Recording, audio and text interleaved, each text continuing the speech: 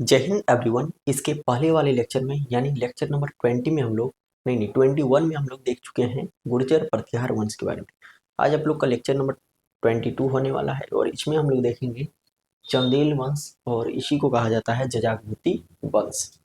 चलिए वीडियो का स्टार्ट करते हैं, फटाफट देखते हैं कि जजागभूति वंश या फिर चंदेल वंश क्या था, इसके साम्राज्य को कौन चला रहे थे, संस्थापक कौन हुए। उसके बाद हम लोग को देखना है छोटे छोटे राजवंश कुछ है उसको देख लेंगे, फिर पूरा प्राचीन इतिहास खत्म हो जाएगा। यानी आज का लेक्चर और एक लेक्चर आएगा, उसके बाद एक लेक्चर, यानी 22, 23, 24 लेक्चर में आपका पूरा प्राचीन इतिहास हम कंप्लीट करने जा रहे हैं। एक लेक्चर से आप लोग को देखना है कितने तक, तो 24 दिन में। अगर यदि आप देखा जाए तो 24 दिन लगेगा, 24 दिन भी नहीं लगेगा। लेक्चर रहता है मेरा कितना, तो 22 मिनट का रहता है, 24 मिनट का रहता है, 40 मिनट का रहता है, इस तरह ही है। यानी आप देखना चाहो तो 15 दिन में आराम से 24 लेक्चर को देख सकते हैं। चलो इसमें हम लोग चंदेल वंश के बारे में बात करते हैं। चंदेल वंश का नाम है जजाकभूति वंश। चंदेल वंश का ही क्या नाम है भाई, तो जजाकभूति वंश। यह वंश मध्य प्रदेश के क्षेत्र में था। कहाँ पे था भाई, तो द्वापरा चंदेल वंश जो था वो मध्य प्रदेश के क्षेत्र में था। इसे जेवक भुक्ति वंश भी कहा जाता है। जेजक भुक्ति वंश, जेजक भुक्ति वंश भी कहा जाता है। चंदेल शासक मंदिर निर्माण के क्षेत्र में वैसर शैली या फिर वैसर शैली को ही कहा जाता है, द्रविड़ और नगर शैली दोनों का मिश्रण। तो वैसर शैली को जन्म दिया। तो क्वेश्चन आएगा कि वैसर शैली को किस वंश ने या फिर किस क्षेत्र में पनपा था। तो आपका मध्य प्रदेश वाला क्षेत्र हो जाएगा और वंश हो जाएगा आपका चंदेल वंश। यहाँ तक समझ में आ गया। उसके बाद देखते हैं वैसर शैली को मिश्रित शैली भी कहा जाता है। क्यों, क्योंकि ये दोनों का मिश्रण है। किसका किसका मिश्रण है भाई, तो द्रविड़ शैली का और नगर शैली का आपका मिश्रण हो जाता है वैसर शैली। मध्य भारत में बनने वाली अधिकांश मंदिरें जो है वो वैसर शैली में बनाई गई है। जितनी भी मध्य भारत में मंदिर बना हुआ है, जैसे मध्य प्रदेश वाला एरिया हो गया, हल्का सा राजस्थान वाला टच हो जाएंगे, राजस्थान हाँ हल्का सा, मतलब भारत के बीचों बीच जितने भी मंदिर बना है सब किस शैली का विकास देखने को मिलता है भाई, तो वैसर शैली के द्वारा बनाया गया है, वैसर शैली पद्धति से बनाया गया है। प्रारंभ में इसकी राजधानी जो थी कहाँ थी भाई, कालिंजर थी, कालिंजन, या फिर बोल सकते हैं इसी का नाम था मोहबा, मोहबा। किंतु बाद में इसे खजुराहो स्थानांतरित कर दिया गया। किसकी राजधानी, तो आपका चंदेल वंश की राजधानी। चंदेल वंश की राजधानी पहले कहाँ हुआ करती थी, तो चंदेल वंश की राजधानी हुआ करती थी आपका कालिंजर, जिसको हम लोग महोबा के नाम से जानते हैं, और बाद में इसको खजुराहो स्थानांतरित कर दिया गया। इस वंश के संस्थापक कौन थे, तो संस्थापक थे आपके नन्नुक। कौन थे भाई, नन्नुक, याद रखना है, नन्नुक हो जाएंगे आपके चंदेल वंश के संस्थापक। कौन हो जाएंगे, नन्नुक। इस वंश का अगला शासक बनता है यशोवर्मन। कौन बनता है, यशोवर्मन। यानी चंदेल वंश का हम लोग दो शासक देखेंगे। पहला देखें नन्नुक, जिन्होंने कुछ काम ज्यादा नहीं किया है। अब काम नहीं किया तो इसके बारे में क्यों नहीं पढ़ेंगे भाई, पढ़ना पड़ेगा, क्योंकि इन्होंने ही चंदेल वंश की नींव डाली है। अगला शासक बनता है आपका यशोवर्मन। इसने खजुराहो में विष्णु मंदिर बनवाया था। तो क्वेश्चन आएगा कि खजुराहो में किस धर्म का मंदिर है, तो विष्णु हिंदू धर्म का हो जाएगा। हिंदू धर्म में किस भगवान का हो जाएगा, तो विष्णु भगवान का मंदिर बनवाया गया था। क्वेश्चन आएगा कि खजुराहो में स्थित विष्णु मंदिर बनवाया गया किसके द्वारा, तो यशोवर्मन के द्वारा। किस वंश से बिलोंग करता था भाई, आपका चंदेल वंश से। कुछ भी क्वेश्चन आए समझ लेना है। इस मंदिर को खजुराहो का चतुर्भुज मंदिर भी कहा जाता है। किस मंदिर को, तो आपका विष्णु मंदिर को, खजुराहो का जो विष्णु मंदिर है इसको कहा जाता है खजुराहो का चतुर्भुज मंदिर। इस वंश का अगला शासक आपका आता है ढंग। कौन आता है भाई, ढंग। अगला शासक कौन बन जाता है, ढंग। पहले नन्नुक आया, फिर यशोवर्मन आया। यशोवर्मन ने विष्णु मंदिर बनवाया, जिसको हम लोग खजुराहो के मंदिर या फिर चतुर्भुज का मंदिर के नाम से जाने। उसके बाद अगला शासक बनता है ढंग। यह शिव को मानता था, भगवान शिव को मानता था आपका ढंग। इसने खजुराहो में एक विशाल शिव मंदिर बनवाया। इसने जो है धंग ने खजुराहो में ही विशाल शिव मंदिर का निर्माण करवाया। इसे कंदरिया महादेव के नाम से जाना जाता है। कंदरिया महादेव का मंदिर क्या है भाई? तो राजा धंग द्वारा बनाया गया विशाल शिव का मंदिर को ही हम लोग क्या नाम से जानते हैं? कंदरिया महादेव का मंदिर। इस मंदिर के प्रांगण में नंदी बैल की मूर्ति है, जो कि सबसे बड़ी नंदी बैल की प्रतिमा है। तो क्वेश्चन आएगा कि सबसे बड़ी नंदी बैल की प्रतिमा हम लोग को देखने को कहाँ मिलती है भाई? तो चंदेल वंश में दिखती है, देखने को मिलती है। किस राजा द्वारा बनाया गया था भाई? तो विशाल शिव का मंदिर बनाया गया था किसके द्वारा? तो धंग द्वारा, और उन्हीं के प्रांगण में यानी उन्हीं के आंगन में बनाया गया था एक नंदी बैल, क्योंकि इनके जो प्रिय पशु हैं या फिर प्रिय वाहन जो है कौन है भाई? तो नंदी बैल है।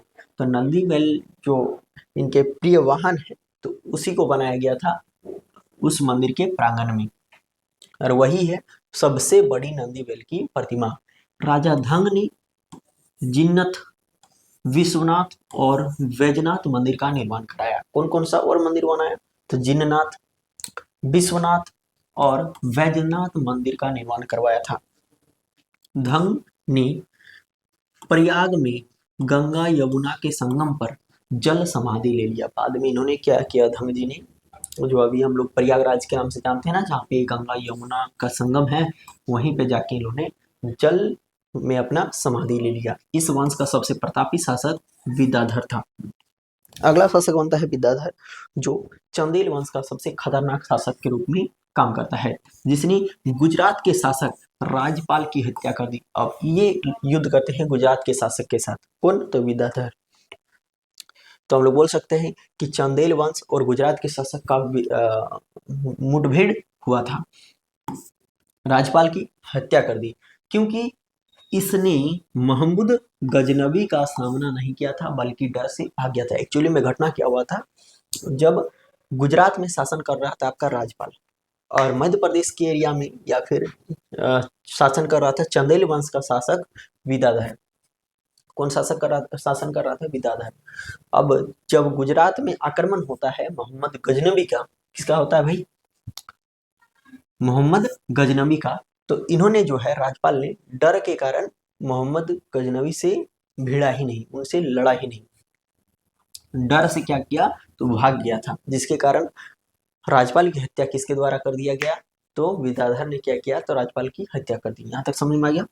विद्याधर अकेला ऐसा भारतीय शासक था जिसने मोहम्मद गजनबी का महत्वाकांक्षाओं का सफलतापूर्वक विरोध किया था। यानी यही मध्य भारत में, अब मध्य भारत देखने को मिलने लगा है मोहम्मद गजनबी का आक्रमण, उसमें भी पढ़ाएंगे जो मोहम्मद गजनबी।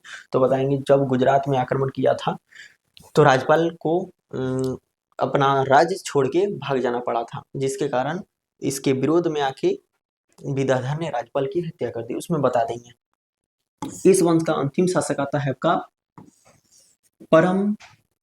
प्रमादी देव, जिसे पृथ्वीराज चौहान या फिर पृथ्वीराज तिथ्य के नाम से सॉरी चंदेल वंश का अगला शासक आता है कौन?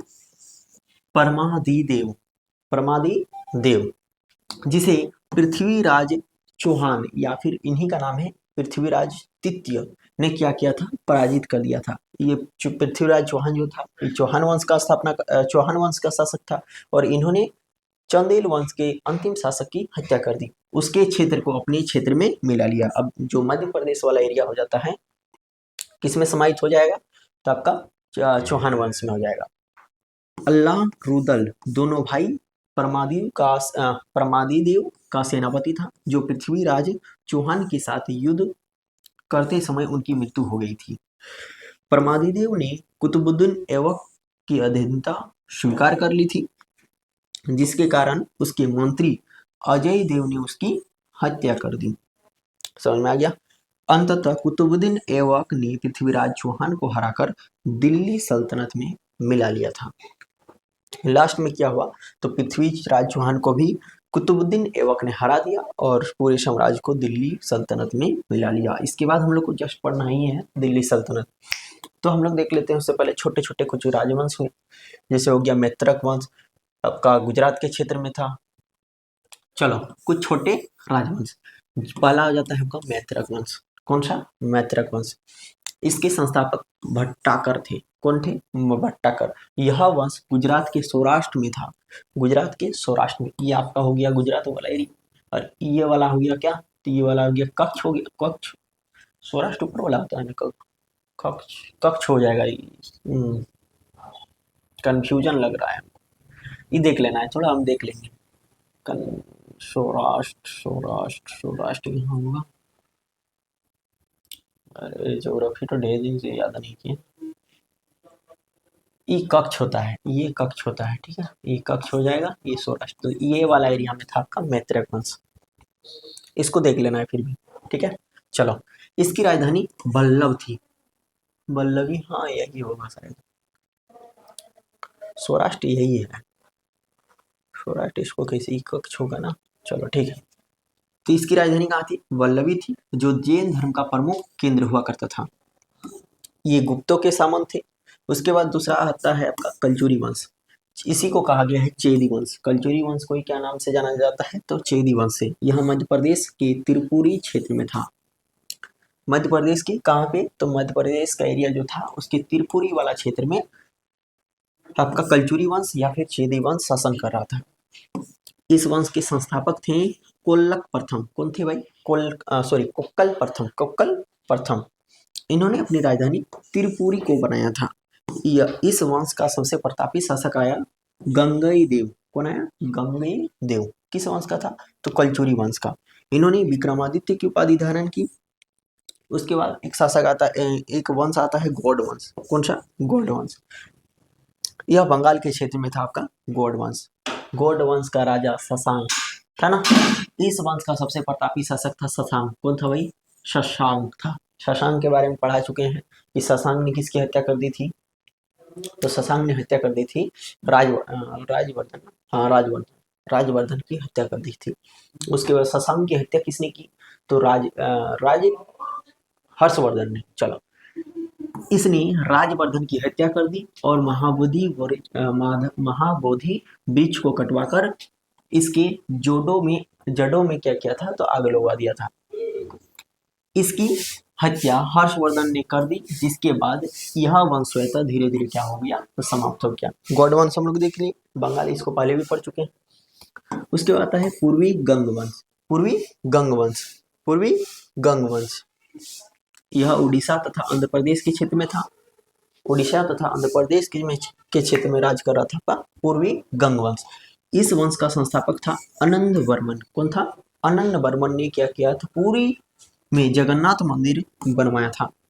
तो अभी हम लोग जो उड़ीसा में जगन्नाथ मंदिर देख रहे हैं, किस शासक द्वारा बनाया गया था? तो आपका हो जाएगा आनंद वर्मन द्वारा बनाया गया था। इस वंश का शासक था नरसिंह प्रथम।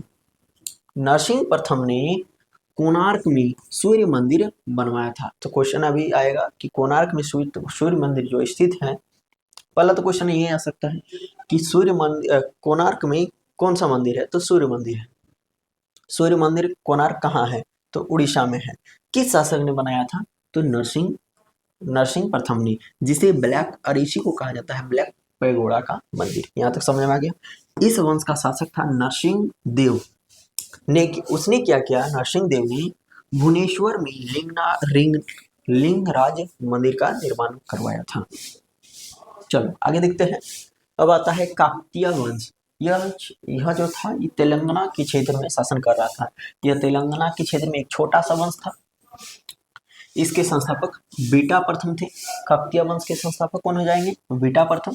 इस वंश का अगला शासक आता है रुद्र प्रथम। कौन आता है? रुद्र प्रथम। इसने अपनी राजधानी वरंगल को बनाया। इस वंश का अगला शासक आता है प्रताप रुद्रदेव, जिसके सामने जो है मलिक काफूर ने आक्रमण कर दिया था। बिना लड़े ही अधीनता स्वीकार कर ली और अपनी सोने की प्रतिमा को जंजीर में लगाकर कोहिनूर हिना जो है अलाउद्दीन के दरबार में भेज दिया था। इसके बाद जो है यह वंश जो है तो समाप्त हो जाता है आपका। इस वंश पर अलाउद्दीन खिलजी का अधिकार हो जाता है। समझ में आ गया। चलो अब देखते हैं हम लोग यादव वंश। यादव वंश यह महाराष्ट्र के देवगिरी क्षेत्र में था। किस क्षेत्र में था? महाराष्ट्र के देवगिरी क्षेत्र में आपका शासन कर रहा था यादव वंश। इस वंश का संस्थापक था विल्लभ फाइव। इसकी राजधानी थी देवगिरी। इसकी राजधानी कहाँ थी? तो देवगिरी थी। इस वंश का सबसे प्रतापी शासक आता है सिंघन। कौन आता है भाई? सिंघन।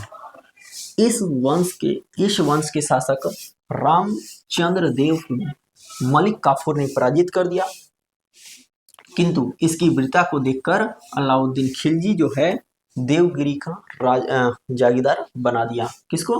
तो रामचंद्र को। अब हम लोग देखते हैं होयसल वंश के बारे में। होयसल वंश ये यादव वंश के सामंत थे। यही इसी के ही उभरे हुए रूप है होयसल वंश। इन्होंने अपनी राजधानी जो है द्वार समुद्र को बनवाया, आधुनिक हेलवेड को बनाया। इस वंश का संस्थापक था विष्णु वर्मन। कौन था भाई? विष्णु वर्मन। इन्होंने बेल्लूर में चेन्ना केशव मंदिर बनवाया था। तो चेन्ना केशव मंदिर किसका है भाई? तो विष्णु वर्मन का है। किस वंश से बिलोंग करता है? तो होयसल वंश से। इस वंश का अंतिम शासक निकल के आता है वीर बल्लाल तृतीय, जिसे मलिक काफूर ने पराजित कर दिया और यह वंश स्वतः समाप्त हो गया। चलो आगे देखते हैं हम लोग कश्मीर का इतिहास। थोड़ा सा कश्मीर का इतिहास देख लेते हैं। कश्मीर के इतिहास के बारे में जानकारी हम लोग को संस्कृत के कल्हन की पुस्तक राजतरंगिणी से मिलती है। यानी कश्मीर के बारे में हम लोग जो पढ़े हैं या फिर पढ़ेंगे, किसे लिया गया भाई? तो संस्कृत का एक पुस्तक है जिसका नाम है कल्हन। और कल्हन की राजतरंगिणी पुस्तक है। किसने लिखा है? कल्हन नामक विद्वान ने लिखा है। तो संस्कृत के कल्हन की पुस्तक राजतरंगिणी से मिलती है कश्मीर के इतिहास के बारे में जानकारी। चलो राजतरंगिणी यह एक ऐसा संस्कृत साहित्य है जिसमें क्रमबद्ध तरीके से इतिहास लिखने की पहली बार यह एक ऐसा साहित्य है जिसमें क्रमबद्ध तरीके से इतिहास लिखने का पहली बार प्रयास किया गया था। समझ में आ गया। चलो यह ग्रंथ ऐतिहासिक रूप में इसलिए महत्वपूर्ण हो जाता है क्योंकि कल्हन ने पक्षपात रहित होकर राजा के गुण और दोष का वर्णन किया है। यानी यह जो किताब है इसमें जो कल्हन जी लिख रहे हैं ये किसी राजा का सपोर्ट नहीं कर रहे हैं। एक्चुअली में जो हुआ था रियल स्टोरी जो है उसके बारे में वर्णन करते हैं, ना ही किसी राजा का सपोर्ट करते हैं और ना ही उसके पक्ष में कुछ गुण को बताते हैं, बल्कि गुण और दोष, जो गुण है उसको भी बताते हैं और उनका राजा का अगर दोष है कुछ उसको भी बताते हैं। तो इतिहास की कश्मीर के इतिहास के बारे में जानकारी हम लोग को किस पुस्तक से मिलती है भाई? तो कल्हन की पुस्तक है राजतरंगिणी। इसमें 3 वंश की जानकारी हम लोग को मिलती है। कौन कौन से? तो कारकेट वंश, उत्पल वंश और लोहार वंश। कौन कौन सा? कारकेट, उत्पल और लोहार वंश। चलो हम लोग एक करके पढ़ते हैं कारकेट वंश। कारकेट वंश के संस्थापक आपके हो जाएंगे दुर्लभ वर्धन। इसके बराबर में हैनसांग कश्मीर आया था। इसके बराबर नहीं, दरबार में, मिस्टेक। इसके दरबार में हैनसांग कश्मीर आया था। समझ में आ गया। हैनसांग हर्षवर्धन के भी दरबार में आया था और उसके बाद गया था कहाँ? तो आपका दुर्लभ वर्धन के दरबार में। इस वंश का शासक आता है तारापिंड। कौन आता है? सबसे क्रूर शासक के रूप में उभरा तारापिंड। इस वंश का सबसे योग्य शासक आपका आता है ललितादित्य मुक्तापिंड। इसका पूरा नाम क्या था? ललितादित्य मुक्तापिंड, जिसे मालवा के चंदेल शासक यशोवर्मन ने पराजित कर लिया था। कश्मीर में सूर्य का प्रसिद्ध मार्तंड मंदिर ललितादित्य द्वारा बनाया गया था। तक्षशिला, राजपूताना, सिंहपुर, उड़ीसा और पुंछ इसी वंश का क्षेत्र था। पुंछ हो गया, उड़ीसा हो गया, सिंहपुर हो गया, राजपूताना हो गया, तक्षशिला हो गया। किस वंश का क्षेत्र था भाई? तो यही आपका कारकेट वंश का क्षेत्र होता है। इस वंश का अंतिम शासक के रूप में काम करता है जयपीड। कौन करता है भाई? जयपीड। दामोदर गुप्त, उद्भट तथा क्षीर नामक विद्वान जयापीड के दरबार में रहा करते थे। 810 ईस्वी में जयापिंड की मृत्यु हो गई और 9वीं सदी के प्रारंभ में कारकेड वंश जो है समाप्त हो जाता है। उसके बाद कश्मीर में ही एक नया वंश का उद्भव होता है जिसका नाम रहता है उत्पल वंश। कारकेड वंश के बाद कश्मीर पर उत्पल वंश का अधिकार हो जाता है। कारकेड वंश के बाद कौन सा वंश राज कर रहा है भाई उसी क्षेत्र में? तो आपका उत्पल वंश। इस वंश का संस्थापक हो जाता है अवंती वर्मन। अवंती वर्मन, इन्होंने अवंतीपुर नामक नगर बनवाया। चलो अगला देखते हैं। रत्नाकर एवं आनंद वर्धन नामक कवि अवंती वर्मन के ही दरबार में रहा करते थे। अवंती वर्मन का योग मंत्री सूर था। अवंती वर्मन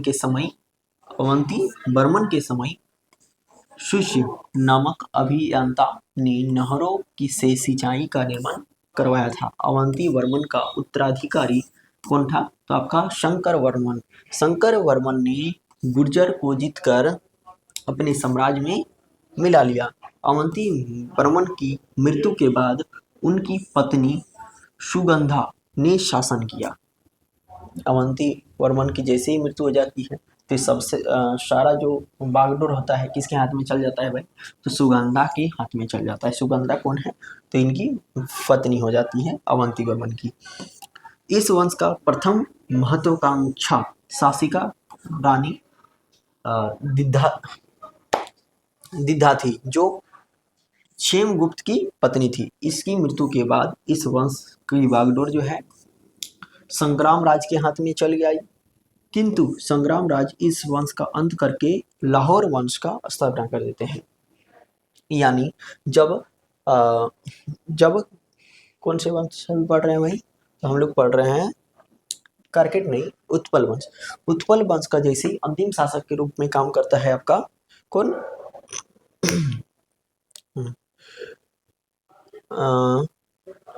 हाँ, रानी दिद्धा। रानी दिद्धा की मृत्यु जब हो जाती है तो सारा बागडोर आ जाता है संग्राम राज के बाद। संग्राम राज सोचते हैं कि हम क्यों ना नया वंश का स्थापना करते हैं। इतिहास अच्छे से पढ़े हैं। तो संग्राम राज ने एक नया वंश का स्थापना किया, उत्पल वंश को समाप्त कर दिया और उत्पल वंश के स्थान पर आ गया आपका लाहौर वंश। देख रहा एक ही है, पहले कारकेट वंश पढ़े, फिर उत्पल वंश पढ़े, फिर उसी के जगह में आ गया आपका लोहार वंश। उत्पल वंश के बाद लोहार वंश आया। इस वंश के संस्थापक संग्राम राज हो गए।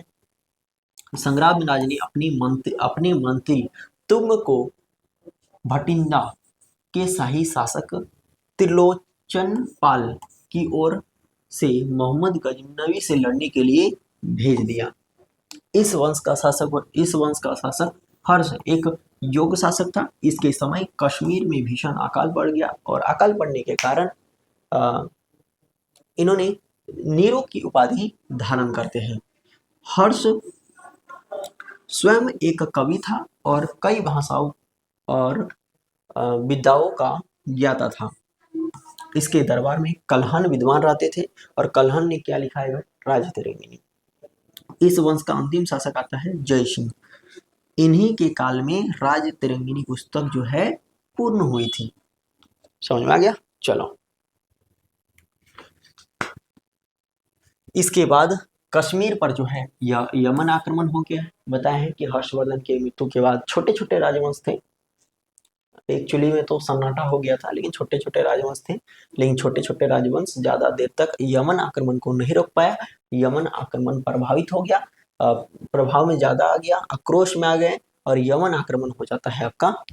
यमन आक्रमण के बाद कश्मीर पर तुर्क शासकों ने अधिकार कर लिया। सबसे योग्य तुर्क आता है जेलुन आबेदीन। इन्होंने कश्मीर का अकबर कहा जाता है। इन्होंने जो है जेनुल आबेदीन को कश्मीर का अकबर कहा जाता है। अब हम लोग थोड़ा सा देखते हैं। असम के क्षेत्र में एक वंश शासन कर रहा था जिसका नाम था वर्मन वंश और इसी का नाम था कामरूप असम। चलो, कामरूप असम का प्राचीन नाम था कामरूप। इस वंश के संस्थापक हो गए आपका पुष्यवर्मन। कौन हो गए? पुष्यवर्मन। यह समुद्रगुप्त के समकालीन थे। समुद्रगुप्त जो था ना उसी के आसपास में यह क्षेत्र शासन कर रहा था। असम को पहले प्रयाग ज्योतिषपुर भी कहा जाता था। अशोक को पहले नाम क्या था? तो प्रयाग ज्योतिषपुर। यह पुष्पपुर की राजधानी थी। इस वंश का सबसे शक्तिशाली शासक भूतिवर्मन था। स्थित वर्मन ने 2 अश्वमेध यज्ञ करवाया था। इस वंश का अंतिम शासक आता है भास्कर वर्मन। पुष्पभूति वंश के हर्षवर्धन ने पुष्पभूति वंश के हर्षवर्धन ने समस्त कामरूप के साथ बंगाल में कुछ भागों पर अधिकार कर लिया और इसी के साथ कामरूप वंश का अंत हो गया। अंत में कामरूप वंश का अंग बन गया। अंत में कामरूप पाल वंश का अंग बन गया। अच्छा, एक्चुअली में क्या हुआ था देखो, याद आएगा। पुष्पभूति वंश के हर्षवर्धन ने क्या किया, तो समस्त कामरूप के साथ बंगाल में कुछ भागों पर अधिकार कर लिया। पुष्पभूति वंश का जो था हर्षवर्धन, बताए थे कि हर्षवर्धन बंगाल के क्षेत्र में लड़ाई करने के लिए आया था, बंगाल को जीत लिया था। बंगाल के साथ साथ समस्त कामरूप के क्षेत्र को भी अपने अधिकार में ले लिया था। कौन? तो हर्षवर्धन। और उसके बाद कामरूप वंश का जो है धीरे धीरे समाप्त हो गया और अंत में कामरूप वंश जो है छोटे मोटे सामंत हुए जो पाल वंश के अधीन आ गए और वही फिर एक बार पाल वंश के रूप में उभर जाता है। समझ में आ गया? तो पाल वंश क्या है भाई? तो वर्मन वंश का ही एक शाखा बोल सकते हैं। चलो मिलते हैं नेक्स्ट वीडियो में, तब तक के लिए जय हिंद। ये आपका लेक्चर नंबर 22 है। कल हम लोग लेक्चर नंबर 23 करेंगे जिसमें सारे कंप्लीट कर लेंगे हिस्ट्री को और उसके बाद एक वन लाइनर क्वेश्चन करेंगे 24 लेक्चर में। उसमें हम लोग क्या करेंगे, तो जितनी भी छूटा हुआ चीज़ है उसको क्वेश्चन के थ्रू से हम लोग सब कंप्लीट कर लेंगे। मिलते हैं नेक्स्ट वीडियो में, तब तक के लिए जय हिंद।